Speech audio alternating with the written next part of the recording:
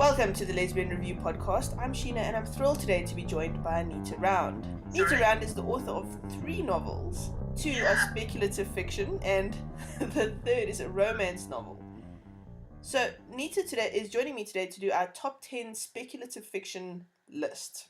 What I usually do is I usually contact an author and say to them, you want to do a top 10 list with me? What kind of fiction do you enjoy reading most?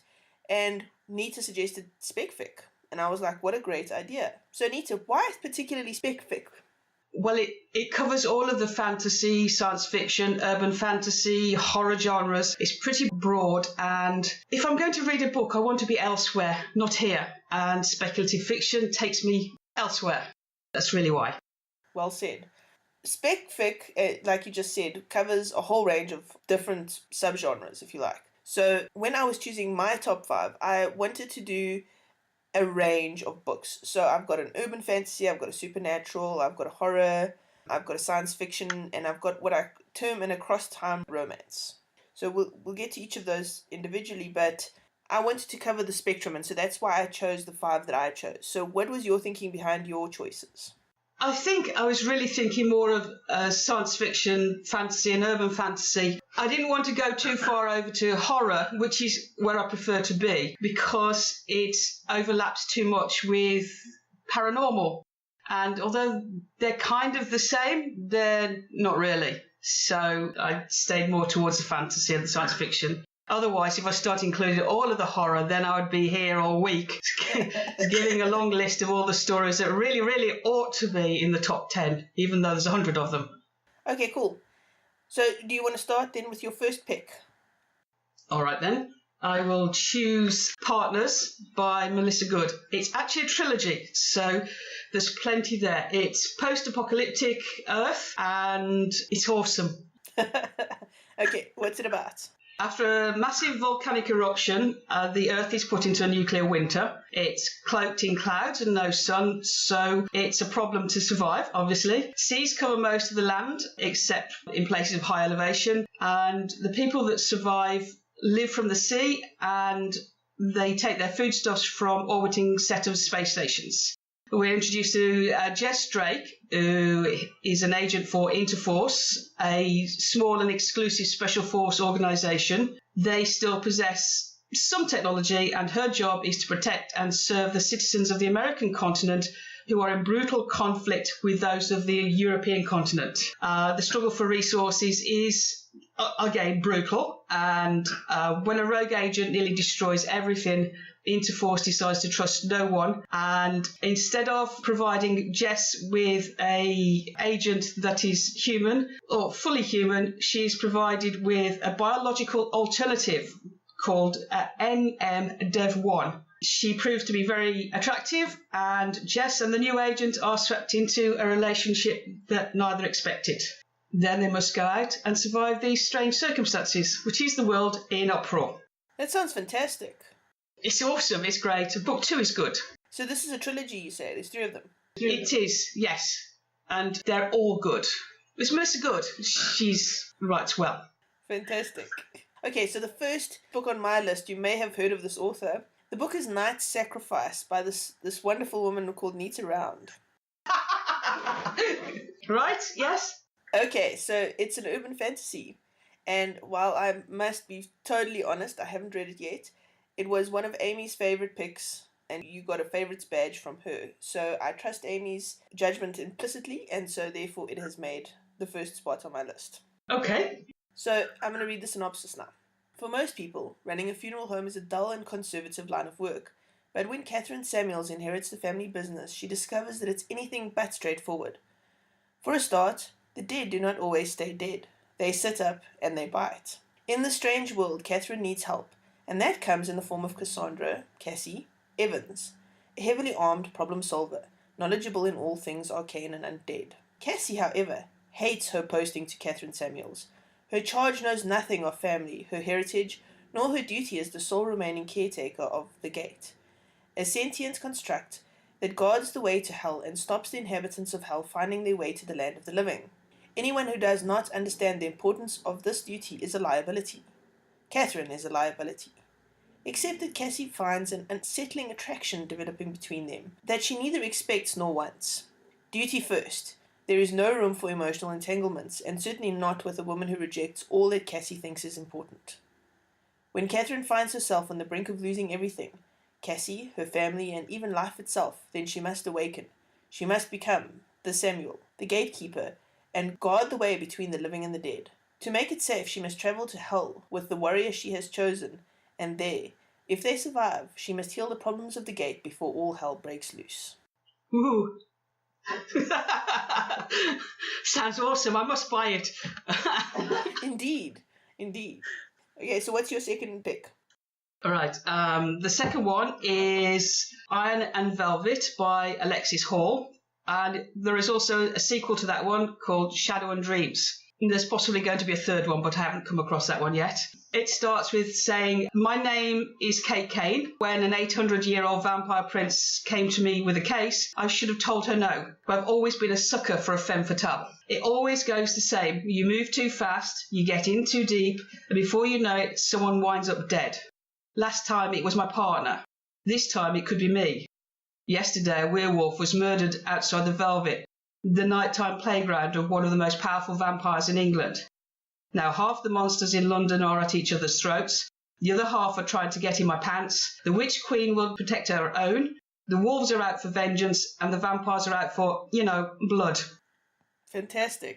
It's an action-packed story that goes from start to finish. The lead character is a bit of a dick, but she's a nice dick, and she gets better in the second book. Urban fantasy, I love it. Vampires, werewolves, magic, lots of action, undead, witches, the fae, all together in one great big steaming hot pot. It's a jaunt. Fantastic. That does sound like fun. Okay. My next book is 5 Moons Rising by Lise McTagg.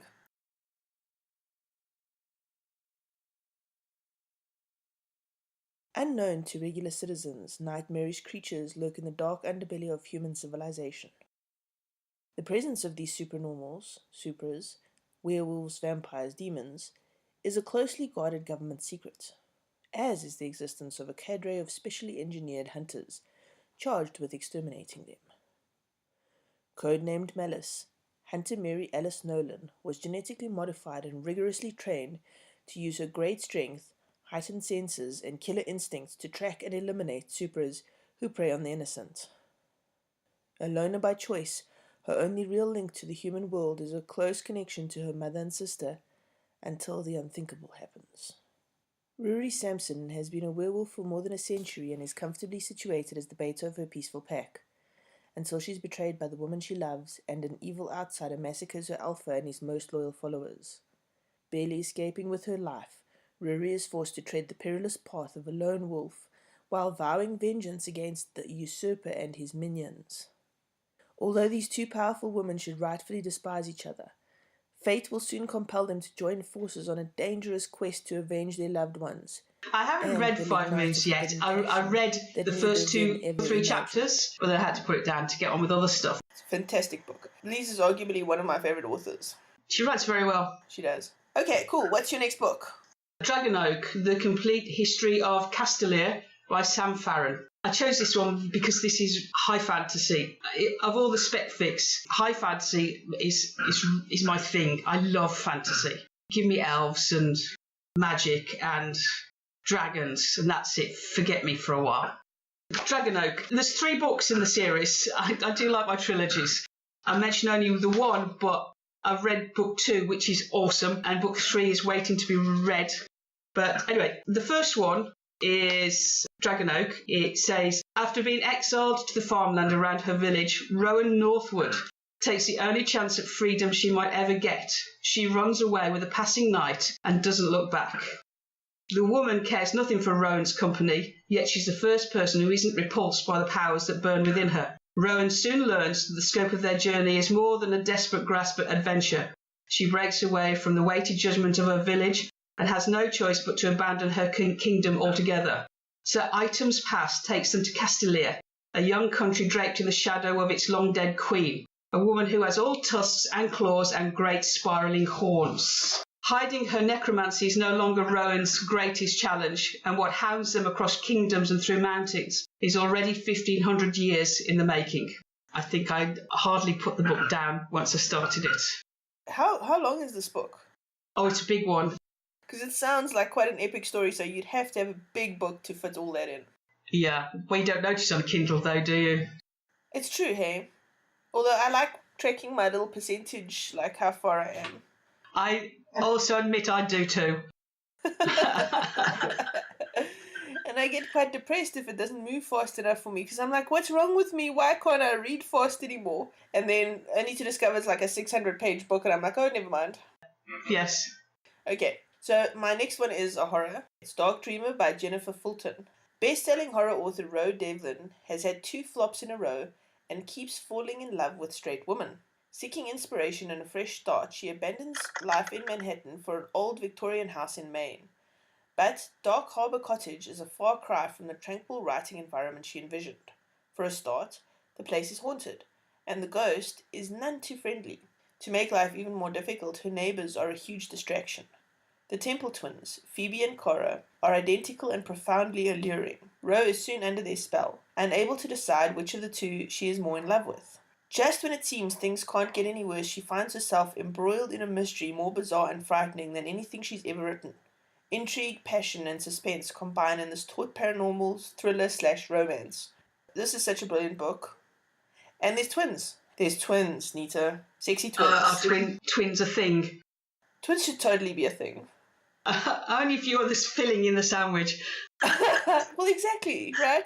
Okay, to be fair, there's no sandwich filling in the novel. Oh, that's no point then. But there is a kind of a to and fro between which twin is the more attractive. Yeah, that's lots of fun. That's getting you distracted already.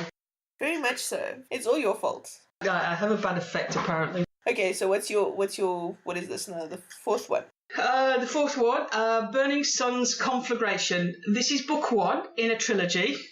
I've read book 1 and book 2, and book 3 is waiting for me. Jennifer Bronwyn, a deep space freighter skipper, sometimes smuggler, an occasional blaster for hire, is flat broke and in desperate need of a job.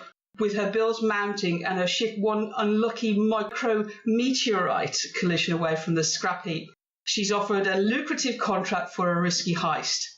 It's an opportunity she can't afford to pass up. Kira Naramis, a secret agent on deep cover assignment in alien space, has just one more job to finish before her mission is complete. Getting it right means the galaxy a safer place, and taking a trip to the Terran homeworld should be simple enough. But in the espionage game, your enemies are never quite who they appear. When their lives collide with catastrophic consequences, Jen and Kira form an unlikely alliance to find out why anyone would want to kill either one of them. What they discover runs far deeper than they would ever have anticipated and throws them into a race against time to stop a conspiracy that threatens to unravel 1,000 years of peace in the galaxy of the Burning Suns. It's a good space opera, lots of action, lots of races, cyborgs and technology, and the romance between the 2 lead characters is so slow burning. It doesn't make it into book 1. It only just makes it to the end of book 2. But it's there, they're hinting all the way through. Doesn't quite get there. And when things kind of change, you think, at last. That sounds amazing. Your choices so far sound fantastic. I definitely need to go check these out. Oh, there's such a lot of books out there, and a lot of them don't make the usual lists, but that doesn't mean they're not good. These are all independent publishers. Oh, except for Melissa Good. Oh, yeah, I don't know who the other publishers are, but you wouldn't find them in the usual places. So usually by word of mouth is how you get there. Then I'm very, very glad that you brought them to my attention. And I bet that our listeners will feel the same. I hope so. Okay, so the next one on mine is science fiction, and it's A Time Before Now by Missouri Vaughn. So this is my absolute favourite of Vaughn's work. My absolute favourite. It's just such a brilliant book. Her character work in this is incredible. More than 50 years have passed since peak oil has left the Earth without access to modern technology, while the great cloud cities for the rich float above the oceans. On the ground below, Vivian Yates leaves Oklahoma on an epic 700-mile journey east to her ancestral home. Early on, she encounters Elizabeth, who preys on Vivian's inexperience and naivete, luring her into a brief affair that ends in disaster. Betrayed and withdrawn, Vivian sets out again on an eastward track. Along the way, she meets the beautiful, light-hearted Ida. Together they face obstacles both natural and man-made. Ida brings Vivian, wounded in both body and spirit, back to life. Destiny has thrown them into each other's arms, where they find not only love, but hope, trust, and forever. This book is one of Missouri Vaughn's series of science fiction novels, but it can be read quite happily as a standalone. So don't let that stop you. Oh, I've got quite a lot of books to read. Have you read Missouri Vaughn's work? I haven't, no. To be honest, I've only started reading Lesfic in the last kind of year. I read some romances over the years, but romance isn't really my thing. And I like a good romance, but I'm not going to read 6 a week. So if I want fantasy and horror and science fiction and so on, it's been mainstream fiction that I've read. And I do read a lot. Also, mainstream books tend to be about 3 inches thick, so you don't read 6 of those a week. You know, a romance I can read in the morning, and finding Lesfic has been quite a recent thing for me. I think that's a very common story, if you like. A lot of women are starting to find that the Lesfic sector is broadening to incorporate some really great thrillers, horrors, science fiction novels, so it's not just romance anymore. And so my big goal in life is to spread the word that these other things do exist. So top 10 lists like this, where I get somebody like you who's read an amazing lot of great novels and can put together this list of 5 people I've never even heard of, is just the best thing ever. Excellent. So, yeah. Awesome. Okay, so what's your last one? Last one? Are you sure? Well, what's your official last one? Oh, Captain, My Captain, Catherine V. Forrest. It's quite an old story. It's a short story, but it was in a couple of anthologies from a long time ago. But I think you can get it as a standalone novella now on Amazon. Oh, Captain, My Captain is an enthralling and sensuous science fiction vampire story. Harper is on a galactic salvage mission into a dangerous asteroid zone with Captain Drake. Alone with the captain for days, Harper falls into her thrall and eventually into her bed. But Drake has secrets she protects at all costs. It's only a short intro, but a vampire on a spaceship and what's not to love about oral sex in 0G. I love this. Oh, it's well worth a read. I've read it a dozen times at least. Vampire in space, nice. Yeah, I like that. That's a nice crossover. Yeah, I do like my crossovers. Anything that gives me something different and interesting to read, I'll read it, hey?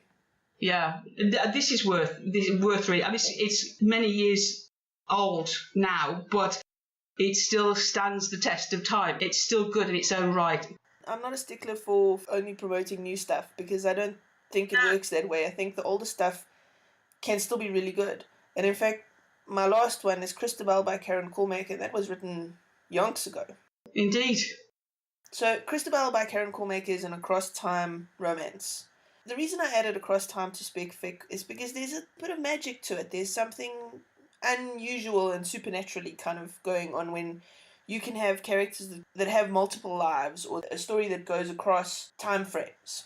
So this one, the synopsis for Christabel, which incidentally is on my top 10 best books ever list. Deeper than the city streets, the subways, even the dry riverbeds that no longer flow, are the roots of a tree that remembers love and tragedy. Financier Dina Rowland's assignment is to make fashion designer Leo Goranson a lot of money. But the more she knows of him, the more repugnant his personal life is to her. Not the least inconsequential is his unbreakable hold on his greatest asset, supermodel Christabel. One touch and the power and responsibility of Dina's long-hidden heritage threatens to crumble the careful plans she has made for her life. Krista knows there is no escaping her tormentor, but she has a plan to deny him what he ultimately wants from her. The past can't be changed. Having long accepted her fate, she is unprepared for the wild feelings that Dina's eyes arouse in her. There is passion, certainly, but also the rarest feeling of all to her, hope. That is Christabel. Such a good book. I haven't read it yet. It's on the list. Everything's on your list. You have a long list. You haven't seen my bookcase of to-be-read books. We're about to move house. My to-be-read bookcase has been emptied and it is in 9 crates. Those are physical books. Never mind the e-books. E-books is better because the wife doesn't notice I'm buying them. Okay, so you've got a couple of honourable mentions. Oh, yeah. Certainly for Driving Me Mad, L.T. Smith. It's a recent one. It's a horror thriller, I suppose. And this one had me gripped from the start to the finish, and I think I read it in about 24 hours.